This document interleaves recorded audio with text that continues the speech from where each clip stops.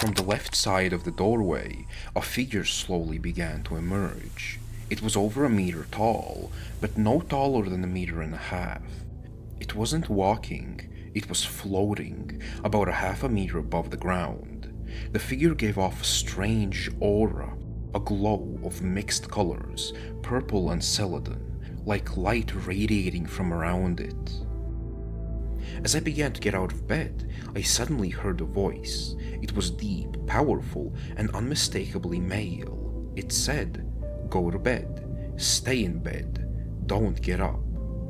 For some reason, I felt like I had to look into the hall. When I did, I saw it. A tall, unnaturally skinny, completely dark figure walking past my room. Standing there was a pale, human-like figure. From what I could see, it was nude, with sagging, almost deflated-looking skin. It was crouched low behind tall grass or shrubs, so I could only see from its stomach upward. The detail that burned into my mind was its eyes. They reflected the headlights bright like a cat's, and as we drove by, the thing turned its whole body to keep staring at the car.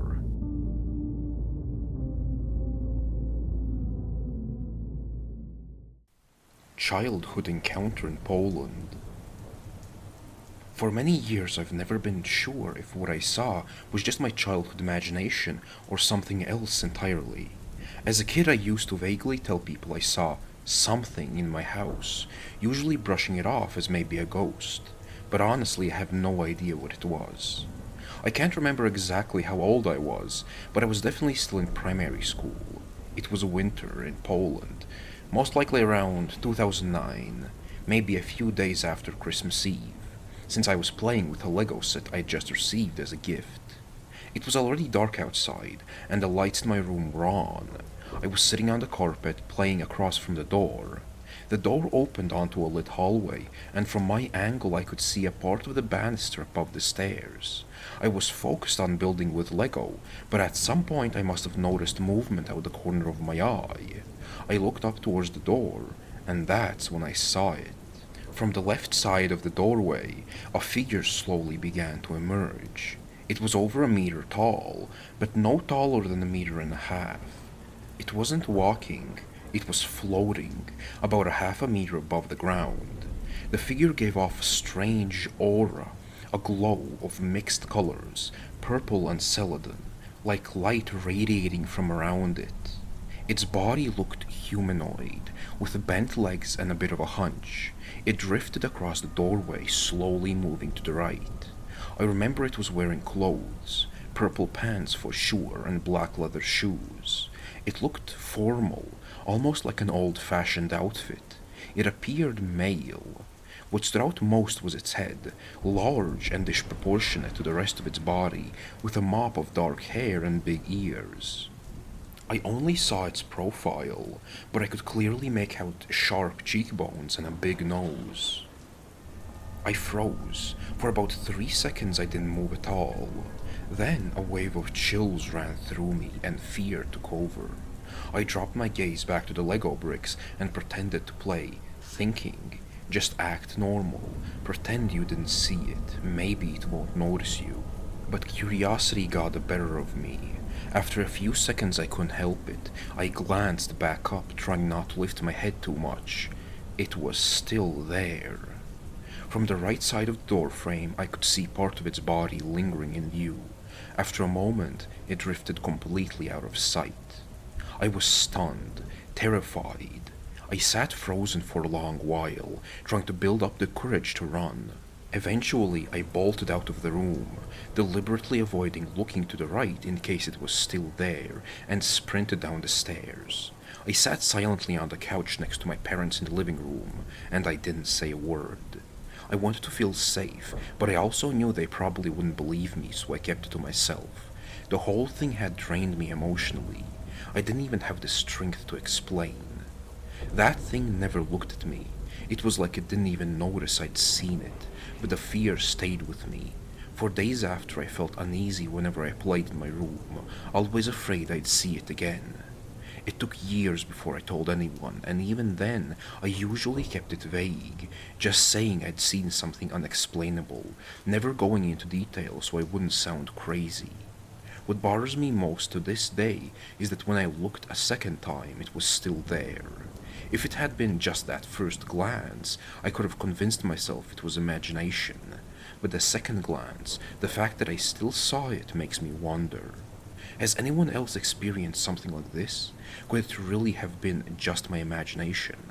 Or was it something more?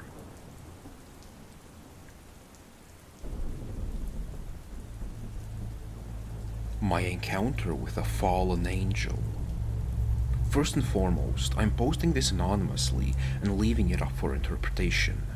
I'm a 39-year-old man, a paralegal for a law firm in California, and I consider myself highly skeptical by nature. I take almost everything with a grain of salt, especially when it comes to strangers. I wasn't raised in a religious household. My father was a community college mathematics professor and couldn't stand anything that invoked God in his work. That rubbed off on me. I never hated the idea of God, I just couldn't get myself to believe in it. No shame to those who do. This story isn't about loss or tragedy, and it's not about demons offering me deals. It's actually rather anticlimactic on the surface, but it was one of the eeriest and most strangely comforting experiences of my life. The Encounter. On March 19, 2021, I was walking with my new Greyhound pup in Griffith Park, Los Angeles. It was mid-afternoon, the day was fine, and I had no complaints. After about 30 to 45 minutes of walking, I tripped on some tree roots sticking out of the concrete path. Annoyed, I looked back, then noticed the pattern of the roots actually looked beautiful, so I walked around the tree for a better look.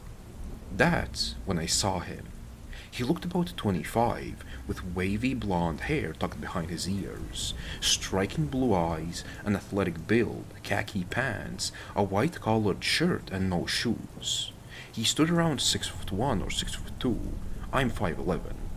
He had a presence about him, not literally glowing, but with that kind of aura people describe when someone just radiates calmness and draws people in. He wasn't a traditional heartthrob, but he was both perfectly masculine and feminine at the same time. A very strange sort of mix of handsome and pretty. I'll share our dialogue exactly as I remember it. Me. Excuse me, I'm just gonna walk right past you here. The man. You're excused. My real name. Me. No way you just guessed my real name. The man. I didn't guess. You worked one of my classes. Me. Sorry, I work with a lot of people. Which case was yours? The man. I'm just messing with you, dude. Me. Then how do you guess my name? The man. It's on your backpack. I laughed and admitted I'd been caught off guard. Then I asked how he knew I worked in law. He deflected, pointing at the tree roots. The man. I'm just here admiring my source. He said more I can't fully recall, but when I asked if he meant he planted it, he replied, No, where we all came from, including your dog, that mountain, the cells in your body, even the anthill by Grandma's front porch. I used to burn anthills at my Nana's house. That didn't click until a few days later. Me. Oh, so like God? The man. Yes, just like God, but not created by human emotion. I remember saying, well said, well said. The conversation deepens. We talked for nearly 2 hours, not just standing near the tree, but walking together, even into a few stores. I asked his name, he gave it, but I won't share it for privacy's sake in case he was a normal guy. At one point he picked up a Jesus magazine at a store, flipped through it, and casually said he wished he could be like Jesus. That led us into a discussion of his teachings. He could recite verses from religious texts, any of them verbatim. I thought maybe he was a scholar, but he denied it. We spoke about angels and demons. He told me there are angels, but only 4 of them, and that demons do not exist, nor does eternal torment. When I jokingly asked, well, what about Satan then? His answer hit me like a truck. He said, Satan is not a real being. It's the pure absence of God. You can still feel at peace and happy in that state, but eventually love gets boring when you're disconnected, and when love gets boring, your soul stagnates. He went on to say that the whole story of Lucifer falling from heaven was something he himself told the people of Babylon, and that they later applied that name to a king. When I asked what he meant, he said calmly, "I'm one of the four angels I mentioned." He explained he was considered a fallen angel, but not fallen from God's grace. He said it wasn't really a banishment, but more of a political stance. He had chosen to experience God's creation as a normal human. He told me the real hell is when a soul has regrets or unfulfilled destinies. It chooses to come back to earth, endlessly reliving experiences until it feels complete. Only then does it merge into everything at once. That's what we call heaven. He went into physics, math, chemistry, even health, explaining creation in ways that sounded like advanced science. He told me about discoveries yet to be made. I wrote some down afterwards, and at least one has since been proven to be true. My takeaway. Do I really think who he claimed to be? I don't know. Maybe. If not, then he was either a servant in both science and religion, on the spectrum, an extremely convincing narcissist, or someone with profound knowledge of psychology. But I can tell you this, he never stuttered, never lost his train of thought, never paused. He cracked jokes, spoke casually, cussed, and interacted kindly with everyone around him. People gave him things for free, like they were compelled to. Everything felt bright and clean around him, a feeling I've never had before in Los Angeles. If he wasn't who he claimed, then I genuinely hope he becomes a teacher or writer, because the encounter changed me. I've never spoken to him again, but that day pushed me to explore spirituality for the first time in my life. It was, without question, a life-altering experience.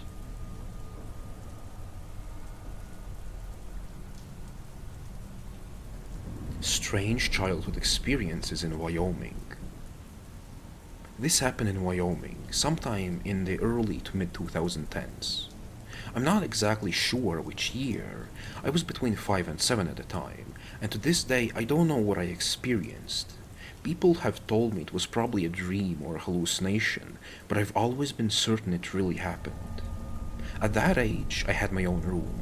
On the left side of my bed were two doors, one to the hallway and one to a closet that led up to the attic.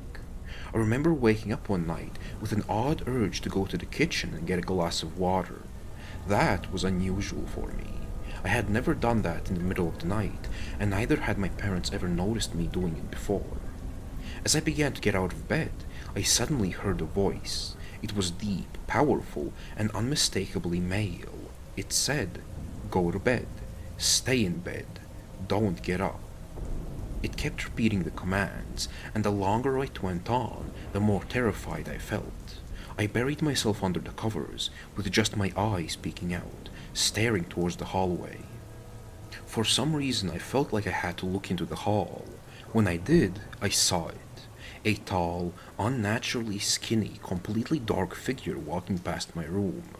I could hear its footsteps, heavy thuds like boots, but its body didn't move like a normal person walking. The closet light I always kept on, because I was scared of the dark, illuminated just enough of the hallway for me to see it clearly as it passed. The fear I felt was overwhelming. Deep down, I knew whatever it was meant me harm, and yet I also believed that the powerful voice, whatever it was protecting me.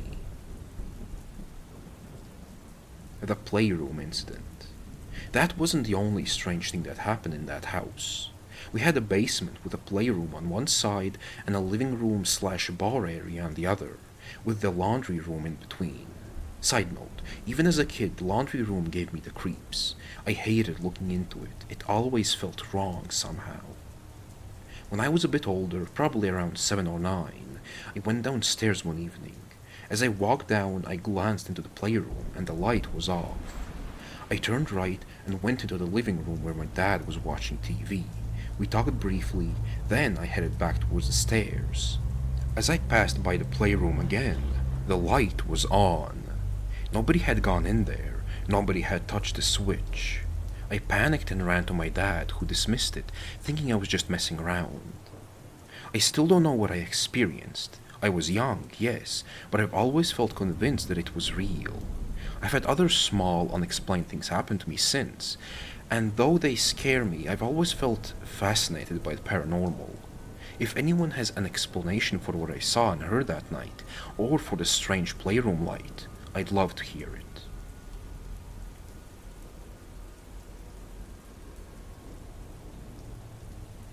Pale figure in Tillamook Forest. This happened a couple of years ago on March 24th, 2022. I was 16, had just gotten my license, and my friends and I decided to take my new car out for a day trip to the coast. There were four of us crammed into the small car. The drive was uncomfortable, but we had a great day at the beach. On the way home, my friend suggested we take a different route, a stock access road through the Tillamook Forest, instead of the main highway. He said it was scenic and worth the extra 45 to 60 minutes, and I agreed. As the sun set, the forest got dark fast. No houses, no cars, and no cell service. Pretty typical for that area. I wasn't too worried. After maybe 10 more miles, we came across a green SUV hauling a fifth wheel. It had crashed off the road about 8 to 10 feet down a slope, caught only by the trees. The trailer was completely destroyed, walls caved in, belongings scattered everywhere. This SUV itself was trashed, food wrappers and clothes inside, almost all the windows shattered, and the red stains on the driver's glass side and the windshield. It was bad, but there was nobody inside or nearby. We stopped briefly, and another truck pulled up. We told the driver we didn't see anyone, and after a quick look he drove off. We decided to continue as well. The further we went, the worse the road conditions became. Huge potholes, cracks everywhere. Definitely not meant for a car like mine. About 3 to 5 miles past the crash site, we came around a sharp right-hand turn with a small pull-off area. And that's when we saw it. My dim headlights lit up the trees behind the pull-off. Standing there was a pale, human-like figure. From what I could see, it was nude, with sagging, almost deflated-looking skin. It was crouched low behind tall grass or shrubs, so I could only see from its stomach upward. No hair, no eyebrows, no real facial features. The detail that burned into my mind was its eyes. They reflected the headlights bright like a cat's. And as we drove by, the thing turned its whole body to keep staring at the car. My friends saw it too. All of them turned to look behind us as we passed, and they swore it leaned out of the shrubs to watch us drive away. We were shaken. The car went dead silent. Then the speculation started. Was it just some drug addict who had walked away from the crash? Or had we just seen something we weren't supposed to? At the time, I brushed it off as the first option, but the more I thought about it, the less it made sense. The way it looked, it reminded me of a bad AI-generated image. No defining features, saggy pale skin everywhere, but not the body of someone obese who lost weight. It was scrawny, frail, and off. We sped the rest of the way home. I told people about it whenever the topic of the paranormal came up. Then, in July of 2023, I was telling the story again while out driving Dixie Mountain with my then girlfriend's brother and his friend. Her brother's friend said he'd seen the exact same crash and even showed me a photo of the SUV, but he said he hadn't seen anything strange. To this day, I don't know what we saw. All I know is that it scared me and my friends badly enough that I've never gone back on that road since. Maybe someone out there has seen something similar in the Oregon wilderness.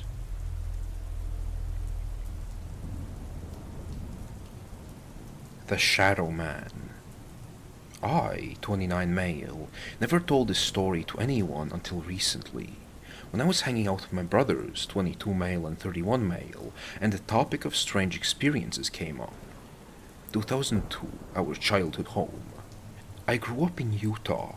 Our house had 3 floors and all of us slept upstairs. The staircase to the main floor curved sharply at the bottom, so when you rounded a corner you'd be facing the front door.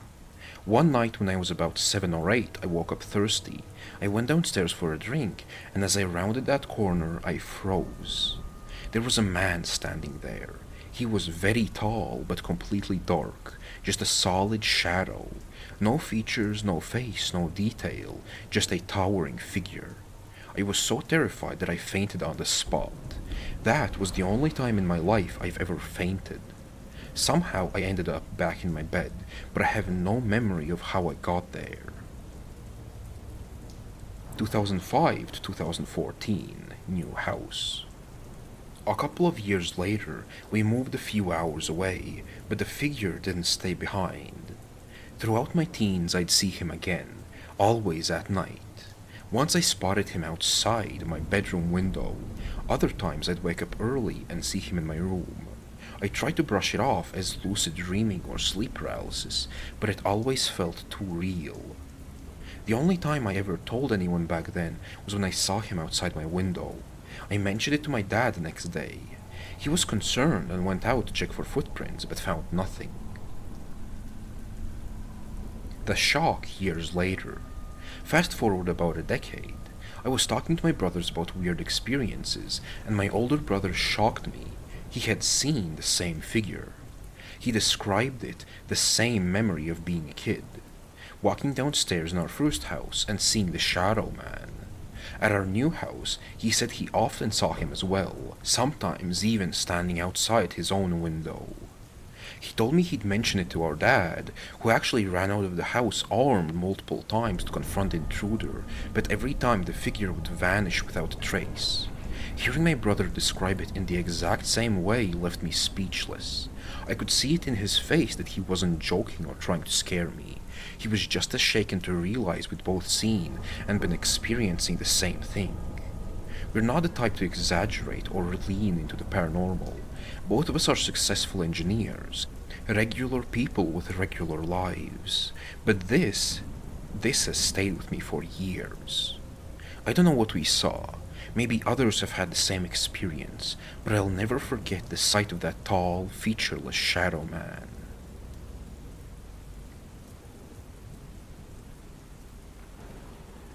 Possible skinwalker encounter. Back in the mid-1990s, I was visiting relatives in a very small town in Mexico. It was, and still is, remote. No plumbing, no underground water lines, just outhouses like most towns in the area. There wasn't much to do other than to hang out with friends, play sports, or go near the mountains. One evening I was with some friends at a buddy's family store. We were talking, just killing time, when my cousin brought up this old man that everyone in town knew.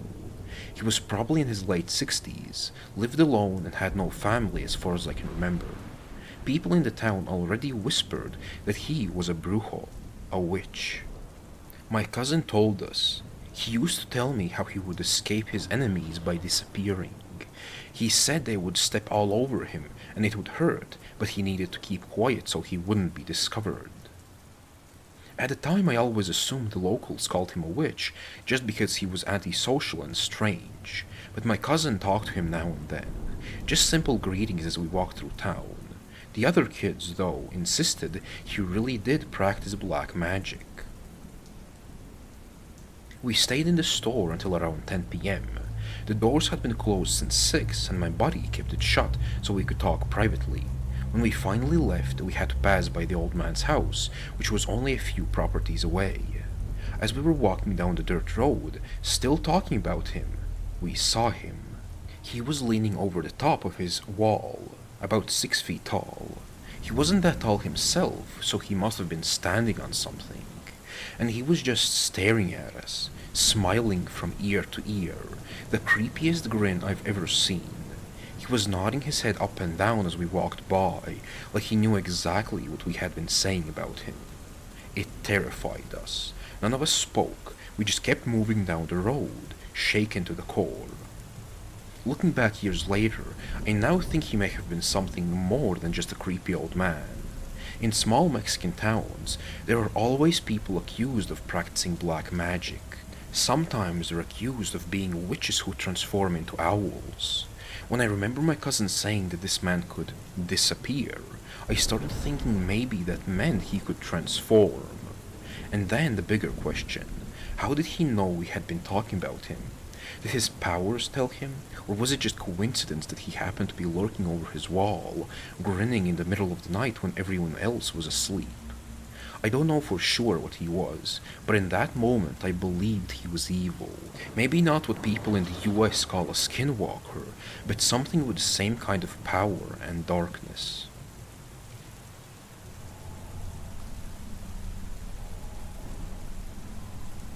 The Dayton, Ohio creature. Between 1997 and 2007, my family lived in an old house in Dayton, Ohio. It sat on 98 acres of land, and I was 8 when we moved in and 18 when we left, but I have returned several times since. Never alone, though. Let me explain why. Not long after moving in, my siblings started noticing red eyes peeking through the windows at night, always high up, looking down at us. It happened so often, almost nightly, that we developed a fear of windows. At first, that was it, just eyes. We still explored the creeks and the woods during the day, but we never went outside at night. Years later, after my parents divorced, I lived there with my dad and his new wife. My siblings stayed with my mom, and I often found myself the only kid in the house. That's when things escalated. One summer night, when I was about 15, my brother, stepbrother, and I were up late. Me playing on the computer, them watching WWE. The windows were open because we didn't have AC. And that's when I heard it, whistling. At midnight, outside the house, getting closer. At first, we thought it was Dad, but it couldn't be.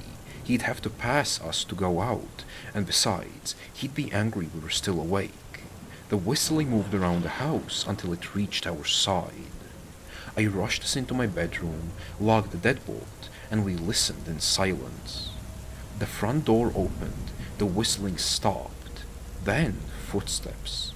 They came straight to my door. We could see nothing through the keyhole, so I dropped to the floor and looked under the door. Shoes, not ours. Someone or something was standing just outside. I whispered a quick plan. We'd throw the door open and I'd charge out with my swords. On the count of 3, we did it. The door flew open, I rushed out, and nothing.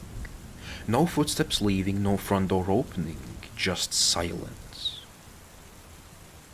A year later, my brothers, cousins, and I wandered deep into the neighboring property. While exploring, we found a massive hickory trees and a dead one big enough to stand inside like a house. We tried to knock it over, but my brother began to panic. He insisted we leave. Later, when we got home, he ran inside without explanation. Half an hour later, he called me. Joey, now I can tell you. I saw something. Tall, taller than Tom, faster than you, hairy, big, and so many teeth. It was circling us while you were knocking over that tree. It was watching us. I didn't say anything because you guys would have fought it or run. We couldn't win, so I stayed quiet. I'll never go back there. And he didn't. He quit visiting after that. Not long after, my stepsister woke me in the middle of the night. She'd been sleeping on the couch when she heard scratching at the front door. She sat up and saw it. A huge, hairy creature with wild eyes and rows of teeth staring in at her. She begged me to check, but I refused. When I peeked into the living room, the only thing there was our dog, begging to be let inside. He had never once wanted in before. Later, I tied a yellow rope between 2 trees where my brother first saw the creature. It was just boredom, nothing more. A month later, my uncle stormed into the house, furious. He'd found a mutilated dog on the main trail, head gone, feet gone, tail gone, and no blood. Next to it was my yellow rope, the one I had tied in the woods. But how? Only a handful of us even knew that place existed. A week later, both the dog and the rope were gone. In their place, I found a bird impaled on a branch, skewered from behind, straight up through the head. That was enough for me. The only thing I personally saw with my own eyes was what I call the white ghost, a tall white figure that appeared in the distance. For years nobody else saw it, until one night when my brothers spotted it with me. Finally, validation. Even years later, when I returned with my wife and friends, the land didn't disappoint. We split into groups briefly, then met up again. My wife asked me why I kept calling her name. Her friends said she'd heard me too. Her friend's husband said the same. But we all realized no one had been calling. As we left, my wife looked back. "Joey, there's a large white figure back there." I just nodded and said, "Yeah, I've seen it since I was 10.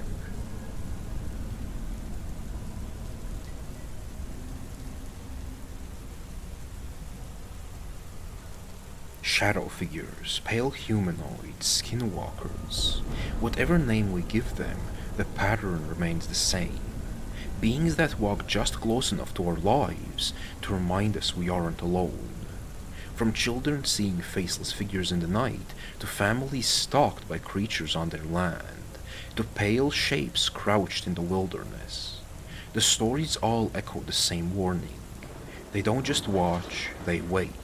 Whether it's the witches of Mexico, the red-eyed watchers of Ohio, or the silent figures in Utah, people who should never have known each other describe the same things. Tall, wrong, human, but not. So maybe these aren't just tales of imagination. Maybe they're pieces of something older, something that has been here long before us, slipping between cultures and names, waiting in the dark to be noticed. What they are, no one can say for sure, but those who've seen them never forget. And with that, I hope you enjoyed these stories. But even if you didn't, I still want to wish you a good rest of your day.